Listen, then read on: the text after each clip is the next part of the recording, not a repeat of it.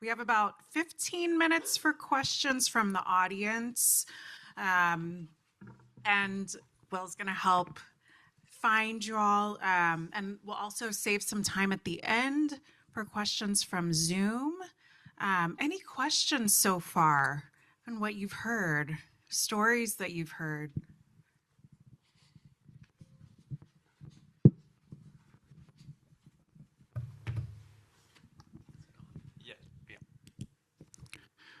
My question is about silica.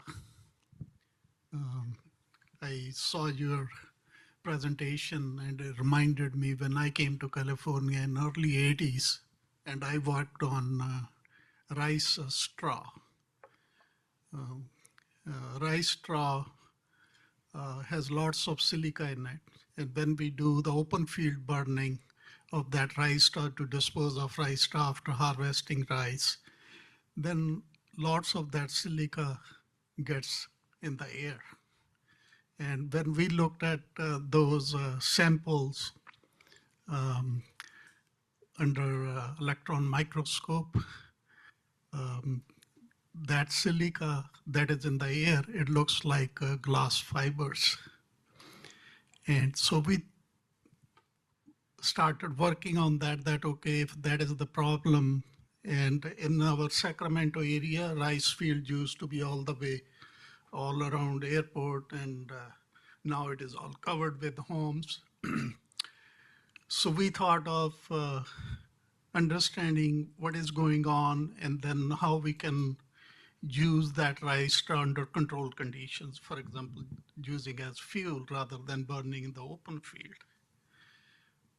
So to me, it seems like that was a natural problem because we have been growing rice for centuries.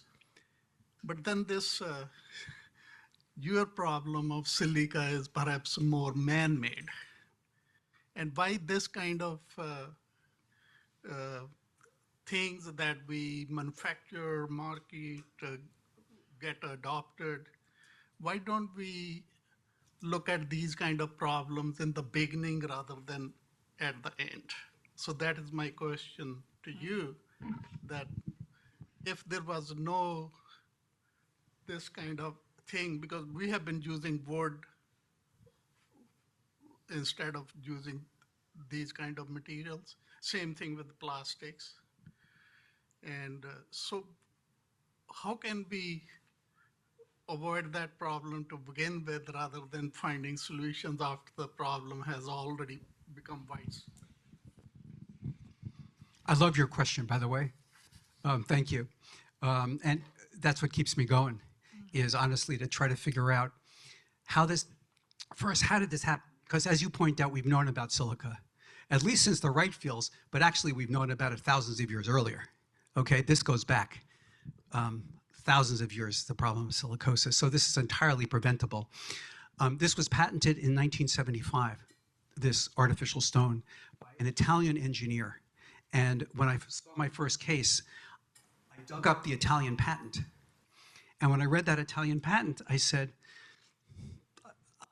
we're in polite company, but I swore under my breath, because you take 93% finely ground crushed silica flour and you combine it with the polyester resin, and then you cut it up, you're going to produce very fine silica particles, and it's predictable what's going to happen. And so your question really gets at how do we, in a larger policy sense, do something about that? Because in our current market system of global trade, an engineered stone manufacturer in Italy, Israel, Thailand, China, Vietnam can manufacture those slabs and ship them anywhere in the world without any product testing or any data to assure that when it gets to Mr. Ramon in the fabrication shop, that he's not going to get sick. And that's the underlying larger global question that you really get to. In California, we're going to look at California-specific policy solutions, right? Phasing this out, if the standards boards accept this at the end of May. in favor of alternatives. But that leaves the other 49 states. It leaves the rest of the world, for that matter. To me, it's just been a poster child for all of chemicals produced globally. There's a couple back there. We'll go over here Maybe first. back And here then. first. Thank you for the questions. I have so many questions for everyone, but I'm going to. Do you have any sort of thoughts about the role of technology and algorithms and schedule setting and what the role of that is in the problem? And because it seems to me that, like, human beings have been reduced to an input, right? And so algorithms could potentially be used to solve human problems, but instead, right, people are being treated as expendable. So I just what is that side of this issue? And then is there any evidence for how employers have responded to regulations in terms of making changes in that area? Fantastic questions. Thank you so much. Yes, so technology has been a part of this problem. It has been an accelerant. So there has been a desire on the part of employers to shift the risk of business onto workers rather than assume that risk themselves. And in part of that larger process, minimizing labor costs has been a singular goal. And algorithms have allowed companies to shave every dollar that they can off of labor costs by very closely aligning consumer demand with staffing.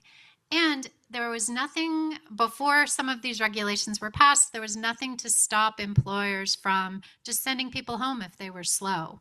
So the algorithms sort of got a strong a strong foundation of this instability, and then there's even some manual instability on top of that. So this algorithmic approach to human resources management has been a big problem, part of the problem, but it also, as you alluded, can be part of a solution. And so an optimistic trend is that even though Fair Workweek policies are few and far between, there are fewer than 10 cities in one state have these laws in place. But that was enough to create a market for a new kind of algorithm, an algorithm that helps employers comply with these new laws. And once this technological tool exists, it reduces the friction in adopting more stable scheduling practices. So there is a possibility that there could be some diffusion, there could be a virtuous cycle that is triggered through technology. Part of the problem, part of the solution. How employers are responding, I don't think it would surprise people to hear that employers are looking for workarounds. And so there's this cat and mouse game element to it. So I think the regulations are a starting point, but compliance is not 100%. And some qualitative work has shown that employers are looking for loopholes. They're looking for ways to comply on the surface, but still engage in unstable practicing or scheduling. And so I think as we move into sort of the next phase of Fair Workweek regulations, I think we really need to take a close look at the role of regulators. And New York City has really stood out in their aggressive enforcement actions. And they have levied very large penalties against employers, most recently Taco Bell and Dunkin' Donuts, and Mayor Mamdani and his commissioner of worker and consumer protection produced a very engaging 30-minute video about that enforcement action. So that is another tool for trying to get more compliance. If some companies experience a big fine, perhaps other companies will be scared straight. And the coverage of the large fine then serves as an education tool, so workers are more familiar with their rights and know to complain if their rights are violated. We had a question in the front. Thank you. My question actually dovetails quite nicely with what you were just speaking about, Dr. Harknett, and related to you as well, Dr. Yelin. So I'm a policy analyst at UCLA for the Bunch Center for African American Studies, and we recently produced a report that was looking at labor market changes, and one of our findings was really consistent with what you both spoke about, just the rise of involuntary part-time work and this kind of worker precarity. And so the question that I'm wondering about is this enforcement piece that you were just speaking to. When workers are having these sort of precarious situations, these unstable work arrangements, who is it that they're able to go to for enforcement to talk about the challenges that are happening? Historically, when labor rules have been violated in unionized situation, the union was the person to whom the worker would take the complaint. And the problem in the existing situation is because we've externalized the hiring process. Can you hold it close? Hold it closer. Hold it.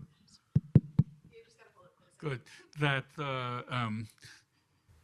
there are no formal places in the employee-employer relation. So they have to go through, and we know it's a complicated and often fraught process to go through government regulatory channels, and that doesn't have the same force as a employer-employee in a represented situation or even with a worker circle representation. So we're systematically not only forcing workers to work in these situations where they don't have the protections, but we're also putting them in a situation where they don't have leverage in their day-to-day employment with in the job that they're doing because they're not formally hired. So the regulatory system, as I pointed out in the end of our slide, is the not working as well because the workers have not formally been hired and there aren't formal channels for them to express their concerns. Thank you so much. I saw a hand in the way back. Great. We've got time for one more. I was thinking the person in the way back, and I might be able to get there the quickest.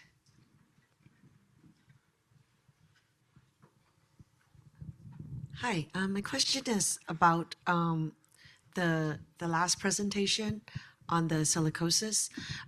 That's one form of occupation exposure, and really big problem because so many of us have updated our kitchens and bathrooms and residential area and commercial places all expect no one use tiles anymore.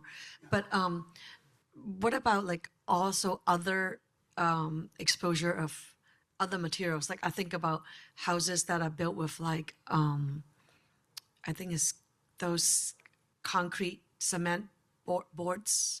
I think I forgot what they call, but and they're like synthetic, and then the enforcement and the provision of safety equipment and protection from the employer is one side of it, but then the enforcement and penalties for employers who don't provide and don't enforce the workers using it, and or incentivize workers to use it and so forth. Like how do we do all that? Because that's a huge industry of the residential and commercial, and it's all kinds of exposure, So thank you for the question. First of all, artificial or engineered stone is uniquely toxic. Okay, so while those other materials absolutely can be hazardous, we didn't see 547 cases of silicosis before this material was introduced in the California market, and worldwide for that matter. So really what we're trying to do here policy-wise is to handle the health crisis, as I call it, this health epidemic, this emergency, because we're going to probably reach by the end of this more than 1,000 cases is my best estimate if you follow that curve over the next 3 or 4 years. That's going to be the consequence of introducing this in the California market. My personal hope, and this is not reflecting the position of the California Department of Public Health at all, is that in 2 years, we'll be able to walk into that big box store that I showed you at the beginning of the slide. Full disclosure, it's Home Depot, in case everybody, I didn't do a good job of covering it up. And then we walk into Home Depot, you'll be able to, as a consumer, choose a zero silica product. And you'll be looking at products that'll look as beautiful, same range of color palette, you'll be able to redo your kitchen, but you'll have a choice, right? Because then you'll be able to buy the products and protect workers. I get asked that question all the time. I'm redoing a countertop in a family rental property that we have, and I don't want to use artificial stone. So I was, gabbing in the car on the way up here with a work colleague what she used as an alternative.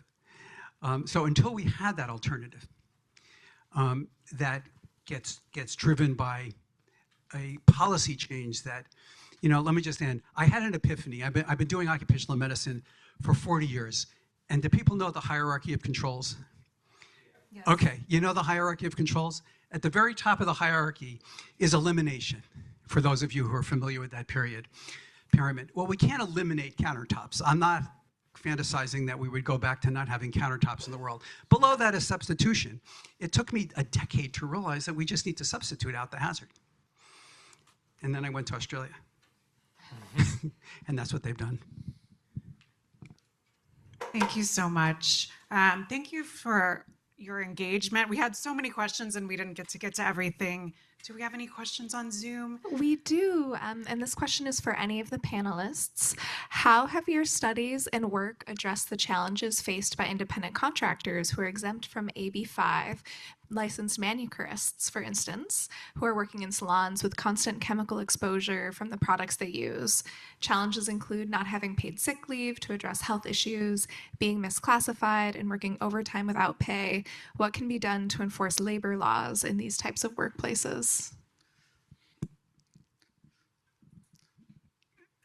I'll take a stab at this.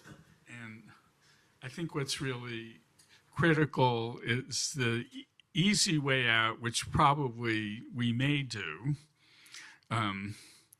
is to do what we've done in a lot of social policy in this country, which is to take certain things out of the employer-employee relationship and to socialize the risk.